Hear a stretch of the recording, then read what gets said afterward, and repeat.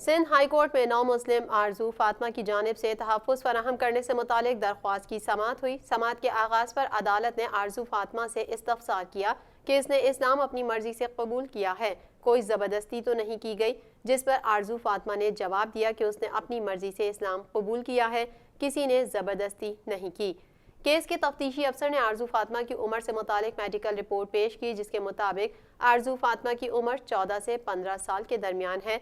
अदालत ने आरजू फातिमा से इस्तफसार किया कि वो अपने वालिदैन के साथ जाना चाहती हैं, जिस पर आरजू फातिमा ने रोते हुए जवाब दिया कि वो अपने शौहर के साथ जाना चाहती है। मेडिकल रिपोर्ट का जायजा लेने के बाद अदालत ने आरजू फातिमा को वापस शेल्टर होम भेजने का हुक्म दे दिया और तफ्तीशी अफसर को हिदायत की कि आरजू फातिमा जिससे मिलना चाहें सिर्फ उनसे ही लड़की की मुलाकात करवाई जाए। अदालत ने केस के तफ्तीशी अफसर को तहकीकात जारी रखने का हुक्म देते हुए आइंदा समाअत पर पेशरफ्त रिपोर्ट तलब कर ली और मजीद समाअत 23 नवंबर तक मुलतवी कर दी।